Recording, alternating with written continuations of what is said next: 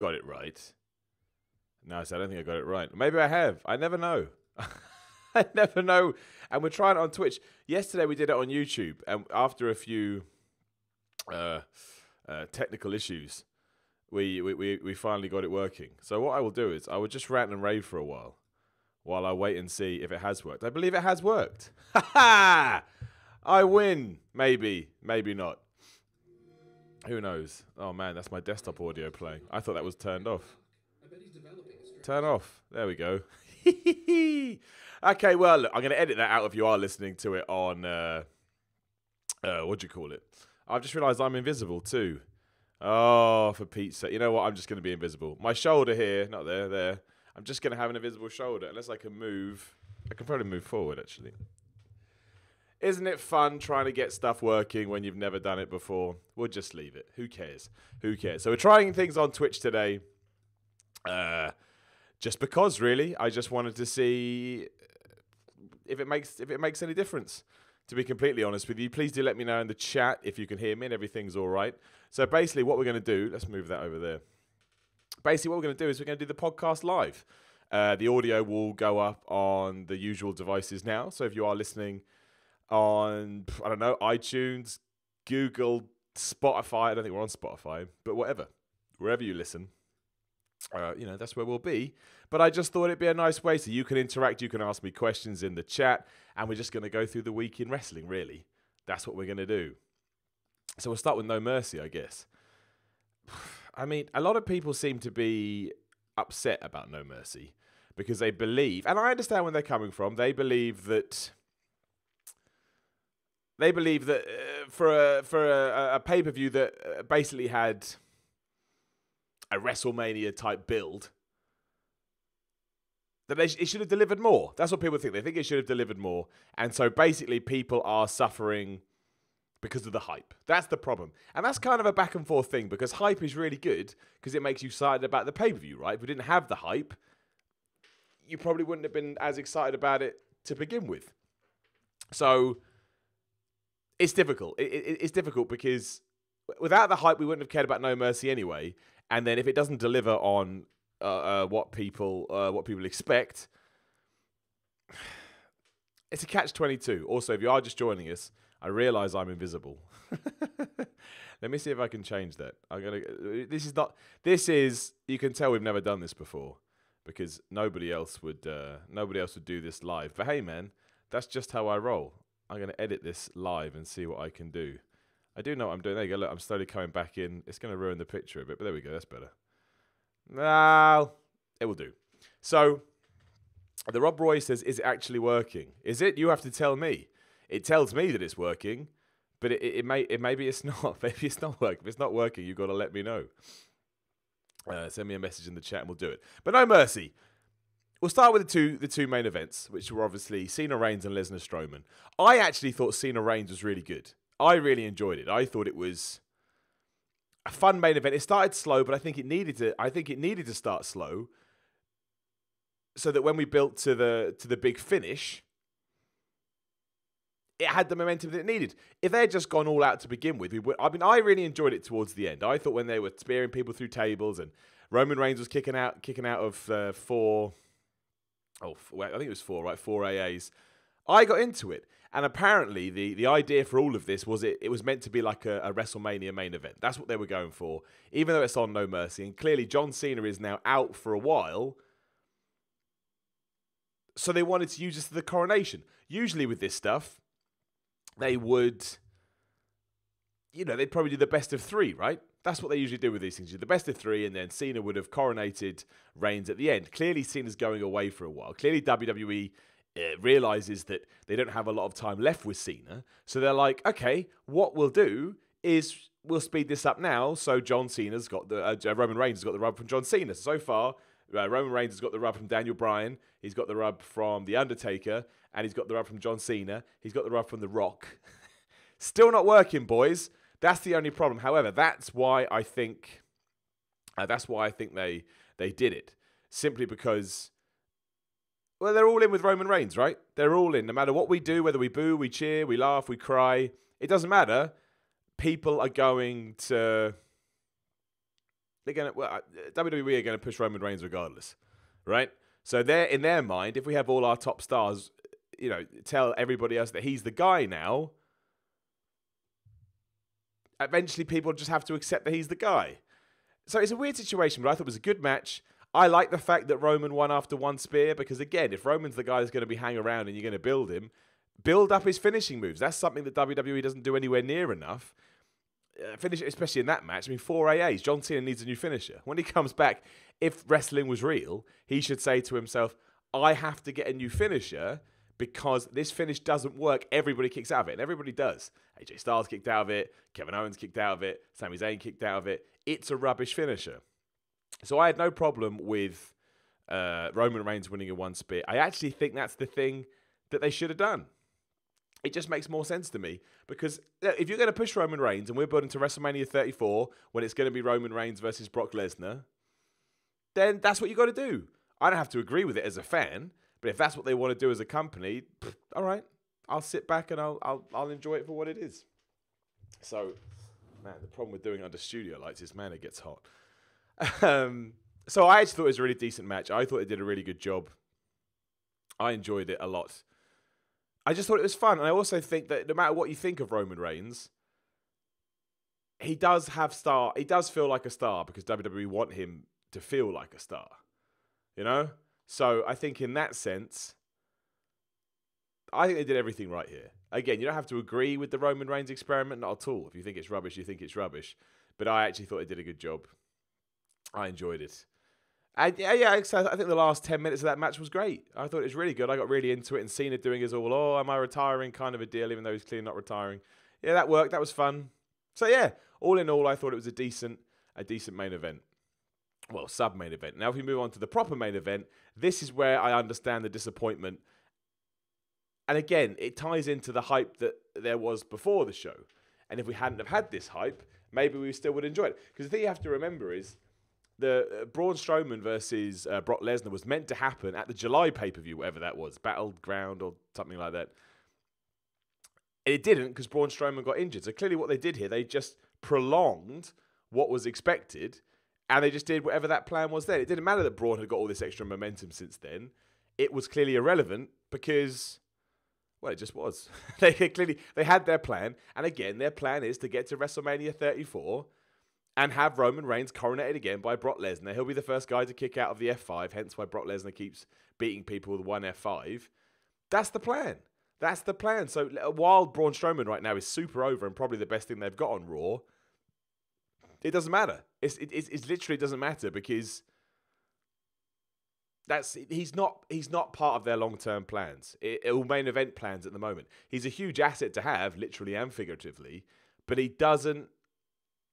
Yeah, he's not, I can't think of the right word, but he is surplus to requirements when it comes to the WrestleMania 34 main event, and that's the long-term booking of the show. So this was a bit disappointing because they kind of had a wrestling match when we really wanted was them to have a big fight. Clearly that was never in the cards. I didn't think it was bad. I still think it was fun. But yeah, it kind of just finished, and it was then just like, meh. It didn't really feel like a main event, and obviously, given what we'd seen at SummerSlam in the weeks building up to No Mercy, you kind of thought Brock was gonna, either give a whooping or take a whooping. I think we all assumed that he'd win, but it just felt a bit lackluster because again, they clearly thought when we come to Raw, we can fast book this, for lack of a better term. And it won't matter. And they're kind of right. Like we'll get there. But Brock Lesnar. Braun Strowman destroyed loads of people on Raw. So now he still feels like a monster. So I don't think necessarily. I think the problem was it should have been a fun match within itself. But I understand out of context why they did what they did. Because again, we should have had this match 2 months ago. It should have been over and done with. We should be moving on. So that sucks. But it was still fine. I still thought it was an enjoyable match. I'm glad Brock Lesnar won. To a certain degree, I think maybe it would have been quite fun if Braun Strowman won. But maybe Braun Strowman's not ready. I mean, he is still, he's still green, as they say. He's still getting wrestling experience. So, what do you do? I thought it was okay. I thought the two main events were okay. I thought Cena Reigns was very good. I thought Lesnar Strowman was fine. Bit disappointing, but I still enjoyed it. So I'm not going to get too too upset about it. If we go to the start of No Mercy, we did kick off with the IC title match between Jason Jordan and The Miz. I just don't get the Jason Jordan thing. I really don't. Here we are, 3 months down the line? We still haven't found out who was sending those text messages. When I brought that up when it first happened, everyone was like, give it time, Miller, give it time. Yeah? Where's that? We just forgot about that, did we? And also, the storyline is just too stupid. It's just too stupid. It's just too stupid. I do not believe that Jason Jordan is Kurt Angle's son. And I know wrestling's not real, but I have to believe a little bit, and I don't believe it at all. And I think that's the problem with his character, right? That's why I can't get into him. Because it's just silly. And he is great in the ring. Like when he starts suplexing people around the place, it is a lot of fun. And you can tell he's really good at what he does. But yeah, he's just not clicking with the crowd. I thought Jason Jordan was going to win by DQ. What did happen was The Miz, Taraj got involved, and The Miz hit the skull-crushing finale, retains the IC title. It was all right. It was fine. It's just, I like The Miz. The Miz is great. He's awesome. Pun. But he's not the greatest in-ring guy in the world. And then you've got Jason Jordan, who is, but isn't over. They're kind of like the antithesis of one another. The Miz is super over and his work is fine. Jason Jordan's actually a really good worker, but he's not over with the crowd at all. So, there was only so much you can do here. At least they focused on the IC title a little bit, I guess. But it was fine. It was fine. Maybe not the best opening for the pay-per-view, but I thought it was all right. I can't remember what else the order of the other stuff was. But we'll switch to Finn Balor versus Bray Wyatt, because I actually did think this was the best match they've had. And it's so easy to forget that both are really talented, because I think this feud has been so boring, you forget that it actually has two proper superstars and two dudes that one day could probably main event WrestleMania if they were pushed right and had the right opponent. I just don't like this feud. This feud has got so silly that on commentary we were calling it a man versus man match. A man versus man match. I mean, that's like parody wrestling. That's like something somebody does as a parody. Man versus man. Stupid. Really, really, really stupid. So, but this was a good match. It ended as all, the Finn Balor Bray Wyatt matches. The other thing as well is, why do people get scared when Bray Wyatt does a bridge? It kind of was scary maybe a year or two ago, but now he's just doing a bridge. Do you go to jiu-jitsu and do a bridge? Oh shit, that guy just did a bridge. I'm terrified. Do you wake up having nightmares about bridges? It hurts your neck. I give you that much. But I think at this point, Bray Wyatt needs a whole repackage. I don't even like his entrance. I know that makes me a terrible person. I don't think it's fun. Just no. I'm not a fan of Bray Wyatt at all. And obviously that's not his fault, because he is super talented. I just think he's been booked into oblivion, and there's no way to go back at this point. I don't even think what they can do. Who does he feud with after Finn Balor? Goldust? I mean, where does he go? Who's his next opponent? I really don't know who it is. So I think in that sense, not. I mean, we'll skip to Raw quickly, just because I really thought this feud was done. Balor's beating him as a demon, and Balor's beating him as a man. And then they're still going to continue it on. And I understand why, because I think they want to get to Survivor Series and do Finn Balor versus Brock Lesnar, and that was teased on Raw. There's a TLC's in between that, so you need an opponent for Finn Balor, so they're just going to do Bray Wyatt again. But that's weeks away. I don't know if I can handle it. I really don't know if I can handle it. But yeah, so yeah, I would have been all right with it if it was done, but it's not done. We had the tag match, I believe, was next, and that was awesome. I think you can I think it's a toss-up between Cena Reigns and the tag match as to which was better. But it was Sheamus and Cesaro at the bar versus Ambrose and Rollins, who are the champs. They just went nuts for 20 minutes, whatever it was.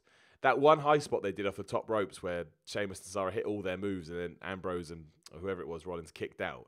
You could probably argue maybe that was a kick out too far. However, it was just great. It was a great match. It was fast paced. Those two teams alone have gone and revived the Raw Tag Team division no end. The only problem I have is when that tag feud eventually comes to the end, and you can argue it's already there. I mean, now it seems like they're going to bring the Shield back instead, which we'll get to in a minute. But they should really start building up other tag teams now, and I don't really feel like they're doing that. I mean, I can't even think of another tag team on Raw. The Good Brothers, Gallows and Anderson, weren't even on Raw this week, I don't think, unless I forgot about them. So I thought that was a bit silly. But however, the match itself was awesome. And definitely one of the highlights of No Mercy, if not the highlight, depending on what you prefer. And the women's five-way was really good as well. I saw a lot of people saying that was their match of the night. I don't think I'd go that far. But given that it was Nia Jax, Emma, Sasha Banks, Bayley, and Alexa Bliss, the champion. That had all the potential in the world to be an absolute cluster, as they say. But it was great. I thought it was really, really good. I really enjoyed it. I thought it really showcased how you book Nia Jax and how you use her and the potential she has. I thought it was a real shame she was almost persona non grata on Raw. They didn't build on this momentum at all. But she just whooped everybody's ass. She did all her power moves and everybody loved it. And that's all you ever need to do. I don't understand why she's not booked like that more often. But it really did. I thought it would be fine, maybe, at best. But I didn't think they'd be given any time. I didn't think they'd be given any leeway to do much. But they really did. And it was better than Balor Wyatt. It was better than, maybe Lesnar Strowman, you could argue. Better than the IC title match. Definitely better than the 205 Live match, which we'll get to next. And given that most women's matches aren't able to pull that off at all, I thought it was great. I thought it was absolutely great. One of the better matches of the night. Alexa Bliss feels like a really strong champion. I enjoyed that on Raw Talk. She called out Mickie James. Then Mickie James came out on Raw, and they had a big thing. Sasha and Bayley seemed like they're going to have a program soon. One of them's going to turn heel.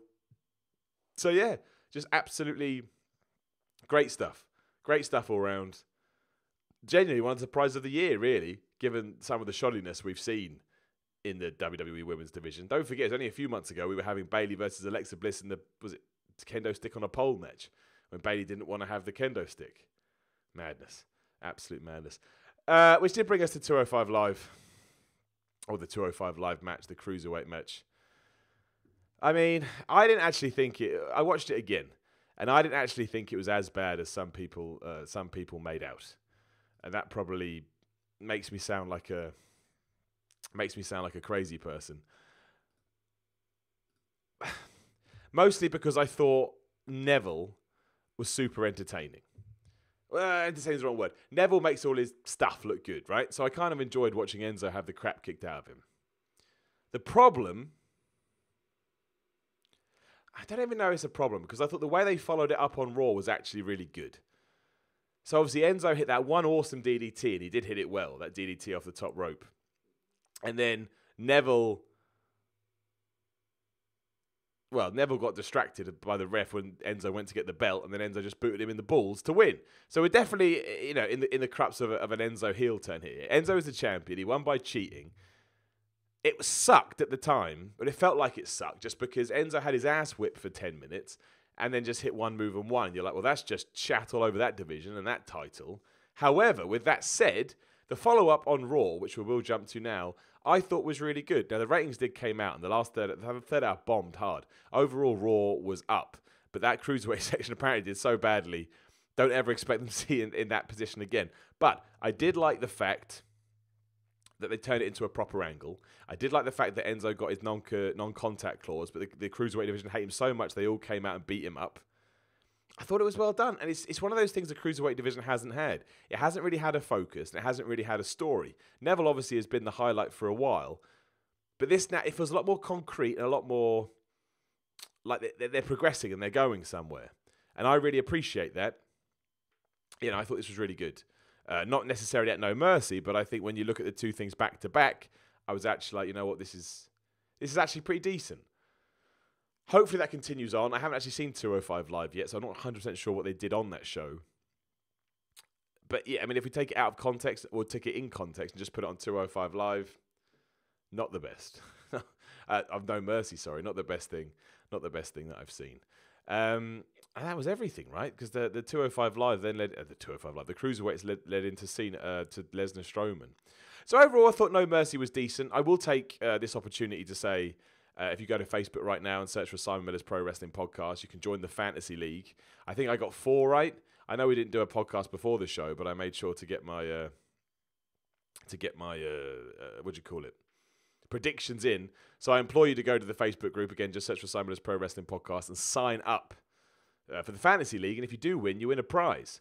And the person that won the first season didn't want his prize, so you're going to get 2 prizes. What a world you live in. Also, you can find me on Twitter at SimonMiller316. If you are listening to the audio version of this and you're on iTunes, give us 5 stars, rate us, all that stuff. Come find it on YouTube at youtube.com/C/The Miller Report Rules. And also, you can support all this nonsense on Patreon at patreon.com/SimonMiller316. And that would be awesome. That would rock. Right, let's move on to Raw. So the big story of Raw is that The Shield's coming back, basically, and the worry is, who is the Shield going to face? It's been a good few years since we've seen the Shield. It was one of the best things that WWE has done over the last, maybe decade, you could argue. And apparently they're coming back to fight the Miz-Taraj.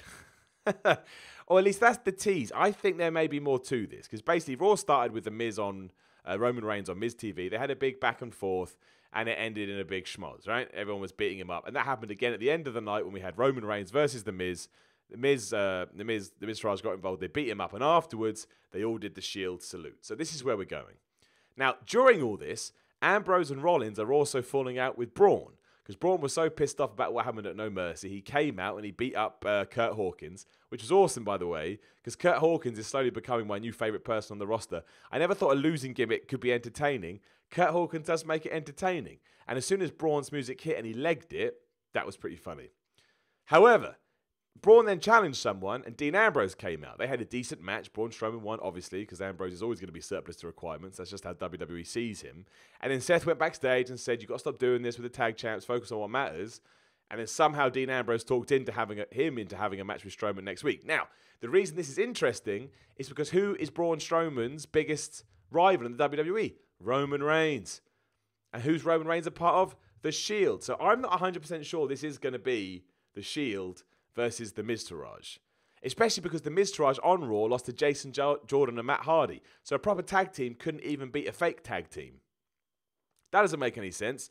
So a small part of me absolutely thinks that maybe Braun gets worked into this match. And maybe we don't get the Miz and the Miz-Taraj. We get something like Braun, the Miz, and Samoa Joe, who's out at the moment with a knee injury. And they take on the Shield. Now that's a much better match than Curtis Axel, Bo Dallas, and The Miz. And I like Curtis Axel and Bo Dallas, but they're not used or treated right.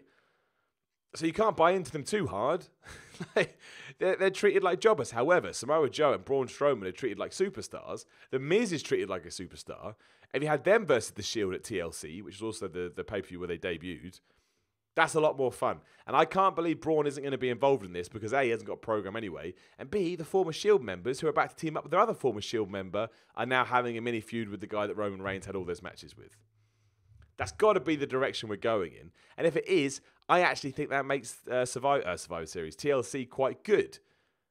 And I can only imagine they're doing it because they believe if they do, Roman Reigns is going to get cheered.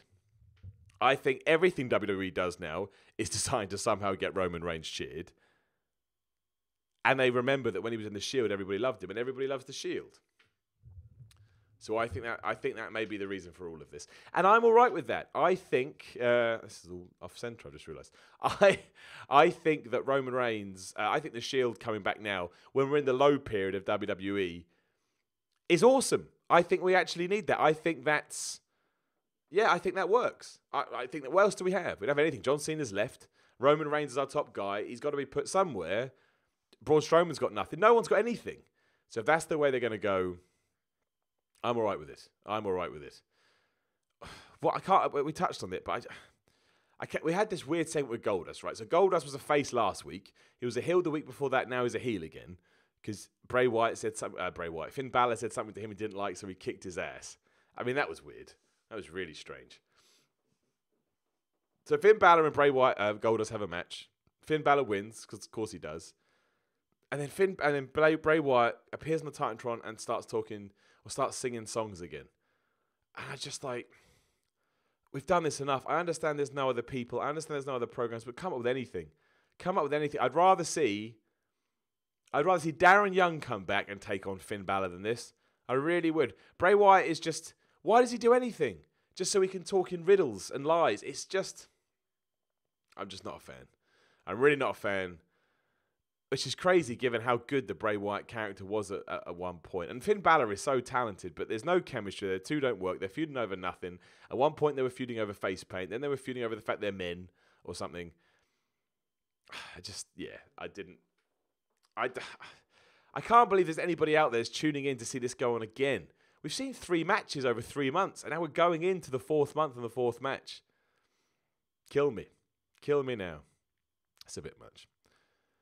What I kind of did like, as I go around to click things, I kind of liked the Elias stuff, which is a weird thing to say because they're not really I've just realised I've done something really stupid here. I'm going to make that edit live. What a stupid thing to write. I can't. So this way, I shouldn't do two things at once. Elias, I actually think they're doing quite a good job with. They obviously have plans for him. They obviously think that he's got something to him, and he does. You know, he understands how to wind up a crowd. He's a pretty good standard heel. He comes out, he sings his song, he insults your hometown. And at the moment, for some people, the only thing I don't like is they obviously threw him into a match with Apollo Crews on No Mercy, which was the pre-show match we didn't talk about because why would we? And Elias won. And it was clear the only reason they'd done this was because they needed a pre-show match and they think that Elias and especially Apollo Crews are surplus to requirements, even though I do believe they have plans for Elias. They clearly liked that, and then on Raw they did it again. They had the same match, Elias won. But this time, Titus O'Neil, who obviously, you know, is part of the Titus brand nonsense, he got well mad and he started beating up Elias. And I thought it was all right. Again, at least they're in something. Now, we haven't seen Titus O'Neil in a match in ages. I certainly don't want Titus O'Neil to come back and win. That would suck. Because, obviously, Elias has a bigger upside. However, if Elias can now go through everybody in the Titus brand, including Tozawa, let him have a match on Raw, that's all right. I think that's quite a nice mini story for him. He needs something at TLC. I don't want to see him fight Apollo Crews or Titus O'Neil again there. That would suck. So I don't really know what the long-term benefits of here, but I did think using all these players to try and get the Drifter, whatever you want to call him, over. He's got a finisher now, and it's called the Drift Away. WWE never changes. But, yeah, I thought that was... I liked it. There's something here. I don't know what it is. Hopefully they can eke it out over a few weeks. Hopefully there's more to it than just throwaway nonsense. But I thought this was good. I think there's something in this. I could be wrong. I think they may have secretly found gold in Elias too. But I may be jumping the gun. But I thought it was a good segment. And then obviously we had all the 205 Live stuff at the end of the night, which we mentioned earlier, finally put a spotlight on 205 Live, finally made them feel a bit relevant, finally gave them a reason to actually exist to begin with. I don't think it actually matters that Enzo is the champion as long as the show feels entertaining to watch. It does seem to suggest they're turning Enzo heel to punish him, which is a bit weird because you're kind of spitting your nose off whatever that phase is. Was it you? I don't know what it is, but basically they're costing themselves money just to punish him because he sold a lot of merchandise. So I don't know how that's going to work long term. However, it's the first time where I thought to myself, maybe I should watch 205 Live. So they must have done something right. We should touch upon the women's stuff as well, which I haven't written down here. Because we had two kind of decent women's things. Like I said, the Alexa Bliss, Mickie James feud, I'm all about that. Because Mickie James is drastically underused. They treat her like she's some kind of old woman when she's like late 30s and doesn't even look like that anyway. They'll have really good matches. So I was a big fan of that. On top of that, they also started... The only other... They did the tag match with, was it Bayley and Sasha versus Nia Jax and... Who was it? Emma? That's bad that I don't remember, isn't it? Some jabroni. I thought we stopped. No, we haven't stopped. We're still going. The problem I had here is that the focus completely shifted to Bayley versus Banks. We had a tease, but then we got to the match. There was no dissension whatsoever. It just finished. They just won the match. And also, Nia Jax was on the losing side, even though Nia Jax had probably the standout performance at No Mercy for all the women. I thought we could have capitalised on that. And I don't feel like we did. Also, they've been teasing this Bayley Sasha Banks stuff for ages. If they don't pull the trigger soon, I think I may already be a bit bored of it, but I may get even more bored of it. So that's the other problem. They really have to sort this soon. Just turn Banks heel. Just turn Banks heel. I mean, at least Bayley got a win here. Bayley took the fall at No Mercy, which was ridiculous. You put her back into a match just to lose. I guess it was to tease the Banks and Bayley stuff as well because they had a fight. But pull the trigger on that sooner than later. If they're going to have a match, have it at TLC. Have Banks turn heel. Don't turn Bayley heel. That'd be stupid. But I did think it was two solid performances by the women. I enjoyed it. I'm glad they have two segments. I don't like it when they go, well, this is the women's segment and throw all the women in there. They can be like the men, you know, and just have good segments that exist throughout the show. Switching over to SmackDown, which did contain the highlight of the wrestling week, if we include the pay-per-view on Sunday too, which was just the segment with Rusev, Aiden English, Randy Orton, and the mayor of Bulgaria, or the president of Bulgaria, whatever it was. It was just awesome. Rusev came out celebrating. Aiden English sung him a song. He got given a key and he celebrated it like it was a newborn child. After last week, with Rusev's interview with Renee Young, when she said, "You must be elated," and he goes, "What does that mean?" And the way he delivered it, how this man isn't the champion, I'll never understand. He's the best thing on either Raw or SmackDown. He's one of the best things of all of wrestling. He's entertaining. He's funny. You can give him any material, even that nonsense with Summer Rae and Dolph Ziggler and Lana a couple of years ago, and he makes it work. And yet, I mean, he's in a big program of Randy Orton, I get it, but he just should be everything. He should be everything. The man is amazing. So I loved that. I genuinely just, that's what wrestling is all about to me. Stuff like that. So that was great. And I also thought, I was up and down, lol, with everything they did with Kevin Owens, Sami Zayn, and Shane McMahon. Because I actually think Kevin Owens being involved with Shane McMahon is really good. It's only going to benefit him. WWE are never going to book Shane O'Mac as anything but a top guy. And Kevin Owens will get the rub from that. That will only benefit Kevin Owens because he's being, he's in there with a McMahon. And I think that is, well, I hope it's good for him. My only worry is that obviously they, this is all said and done and he goes back to being but he's always booked well before. But I think Kevin Owens should be able to use this to become a super big deal, like a super main eventer. The only thing that sucked here is the way they tried to do it this week was by getting him involved with Sami Zayn again. Now, Sami Zayn and Kevin Owens have tremendous chemistry. There is no two ways about that. However, we were told that they were never going to fight again, and that stipulation was ignored in weeks. And it's the long-term ramifications that have a problem there. Because it doesn't really matter they did this. And they had a great match, and the two back and forth, even on the microphone, is amazing. However, eventually, us as fans are going to stop buying into stipulations, and we're going to stop believing that any of that stuff means anything, because it doesn't mean anything, and people just give up on it all the time. Literally all the time.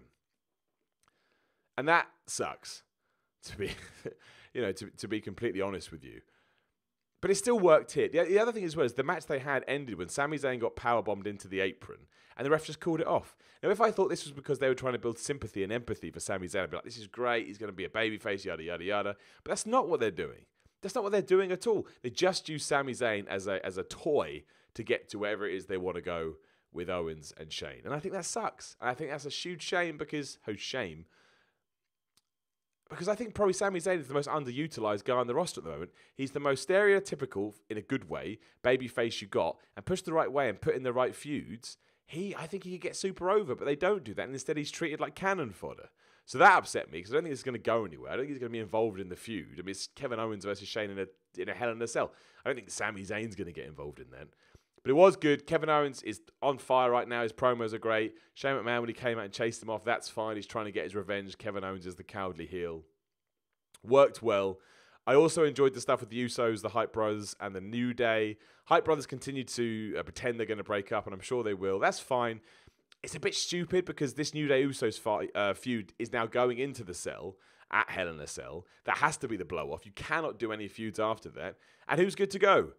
I mean, I think we got the Fashion Files next week, so returning. So maybe the Authors of Pain or Harper and Rowan are going to come back. And that's good because we do need a tag team to take the place of whoever doesn't have the titles. But this was still good. I just think it's a weird time to break up the Hype Bros. I mean, Zack Ryder and Mojo Rawley threatened that they were going to fall out again. But why do that now?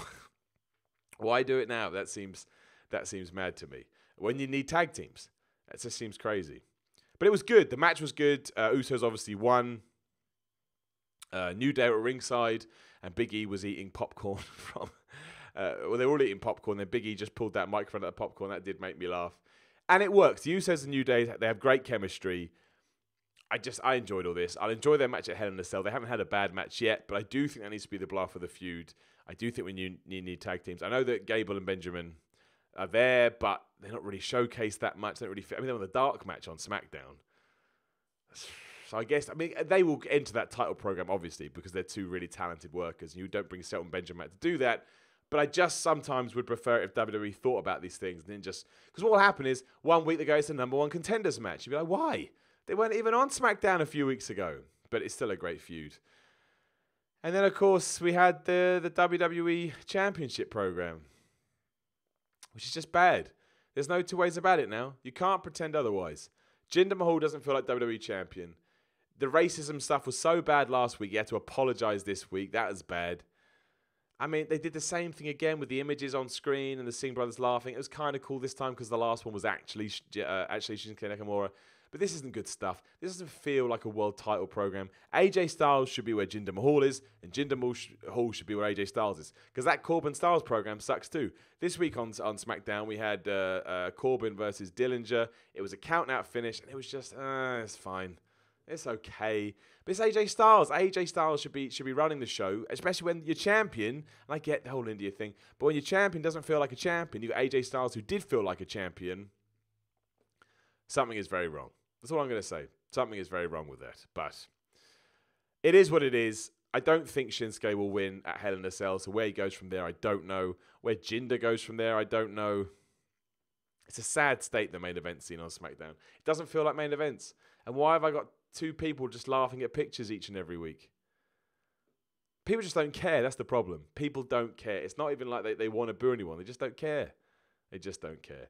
We should mention the women's stuff as well because Charlotte and Carmella had a match. And I think that's actually quite interesting. Because what I would like to see happen, I mean, you know, Natty keeps mentioned, she came out after the match when Charlotte won. Natty keeps mentioning Ric Flair. Charlotte should win the title from Natty at Hell in a Cell. Ric Flair should be there if he can, not if he can't. I don't want to see an ill Ric Flair. To be dedicated to him, lovely family. Then Carmella should come cashing her money in the bank in and win the title. Make her a super heel. In any other walk of life, I'd say it's incredibly disrespectful, but I know that Ric Flair would get the biggest kick out of that ever. So that's fine. If he don't care, I'm not going to care. I'm not going to judge WWE when all the participants are happy. But I think that would be great, and I think you'd really get a great angle out of it as well. Charlotte's got that extra babyface fuel now because of all the Ric Flair stuff. I don't really actually think she felt like a good babyface. She was much more of a better heel. So, yeah. I actually think they could do really well with that. I think they could come out the other side pretty good. You know, pretty good. And I think that's pretty much everything. Well, we should talk about. I will do a Q&A to end this stream podcast. So make sure you ask your question in the chat now, and I'll get to it when I can.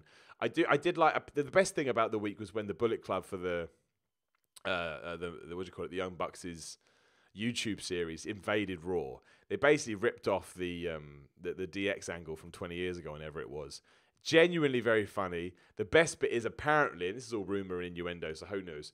Apparently, Vince McMahon did not like it, and he was offended. But Cody Rhodes standing on top of that bus and just reciting the Independence Day promo was awesome. I loved it. I thought it was excellent. I thought it was funny. It got buzz. It was really clever. I think this is the best thing they could have done. So I got a real kick out of that. So yeah, that was awesome. I don't think anything else is really going on in wrestling this week. Let's have a quick look in case I've forgotten something. I don't think I had. I did my usual rounds before I started ranting and raving. And Ric Flair said that he slept with 10,000 women. That happened, and I'm sure he did. The best bit was his fiance now then tweeted saying 10,001. So there was that. And the other big thing is that obviously John Cena's gone away to film his Transformers movie. What does, you know, that's really the big thing right now. I know New Japan had a couple of shows too. They had their Destruction show, but I didn't see that. Apparently Kenny Omega and Juice Robinson had an awesome match. But yeah, I didn't see it, so I can't comment on it. I get to it at some point. I mean, Kenny Omega at this point, of course he has good matches. He only had his knee scoped a couple of weeks ago as well, so he's just a superstar and then some. But yeah, the John Cena question. That's the real issue here. What does WWE do now that John Cena is really is transitioning away from the company?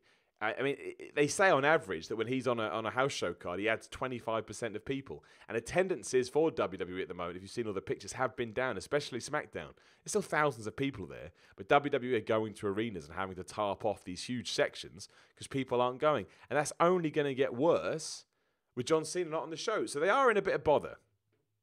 It's not going to kill the company. It's not going to affect the bottom line. They're still going to be fine. However, yeah, it's a big change because they don't have anyone to take over. Yeah, and John Cena was never meant to be the guy to take over. Don't forget, John Cena was on the cusp of being fired, or so they say. That could just be a nice tale. But with him gone, it changes things significantly because he is a draw. And you could argue that nobody else on either Raw or SmackDown is a draw at the moment, because if they were, they'd be drawing. So if this Roman Reigns thing is where they're going, now you better make it work, man. You've got till 34 to make this work. And if it doesn't, you've got to think otherwise. Because if Cena goes, you've got to have a plan. You can't rely on him forever. So if it's not working, pick someone else. The Rob Roy says, not the Rob Roy, sorry, Copkin21, how long do you reckon Cena has left before he's gone for good? I think he'll still be around for the next 10 years. But I think it'll be more. So I think maybe 2-3 times a year you'll start to see him. He'll probably do Rumble, Mania, and SummerSlam or stuff. Maybe do the big four. So he'll come and go. But the other problem is he's lost a lot now. So he's even losing his allure of being John Cena. When people beat him, I'm not that surprised. And he's not done, but he is certainly on his way out. He's just naturally, his career is coming to an end.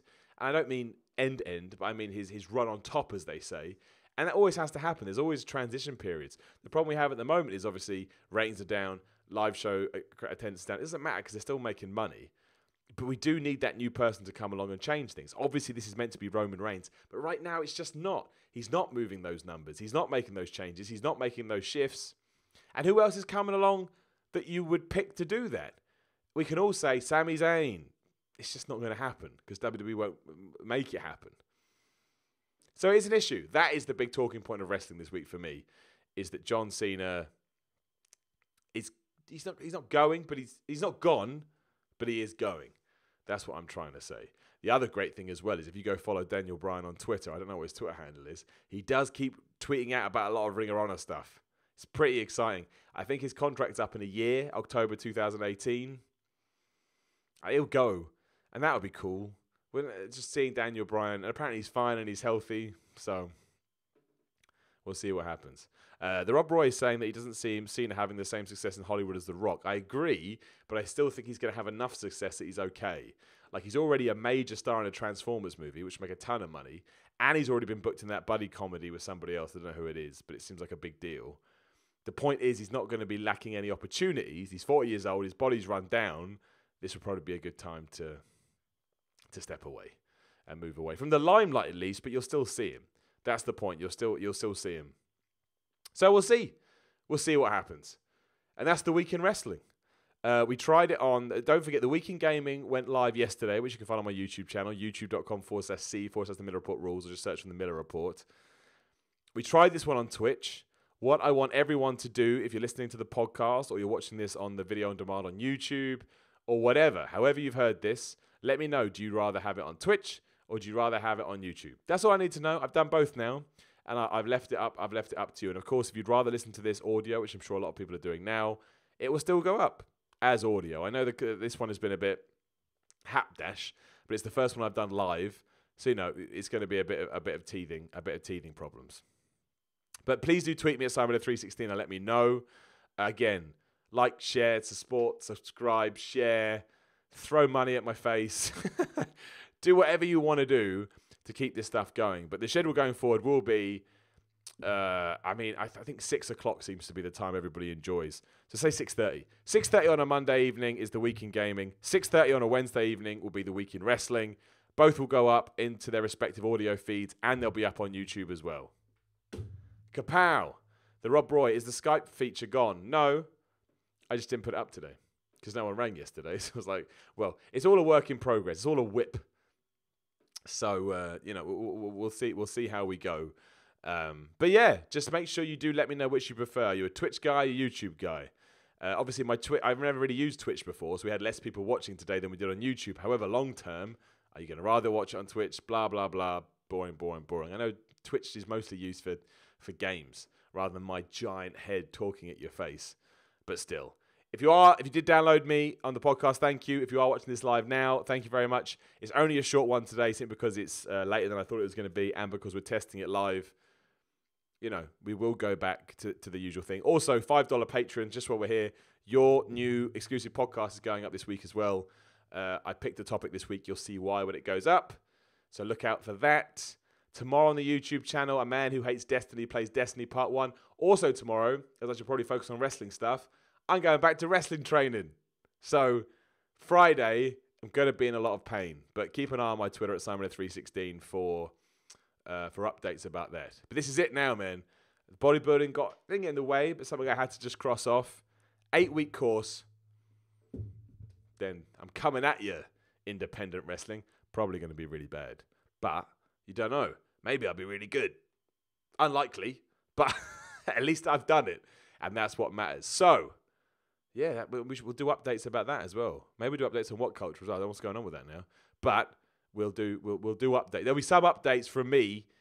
Let's just hope I don't cut my head open like I did last time. But yeah, in literally 24 hours' time, I'm going to be there. Well, unless you listen to this on the podcast, and I've done it, but I'll fill you in next week. I'll let you know. I'll let you know how it's gone. We'll get better as the weeks and months go on.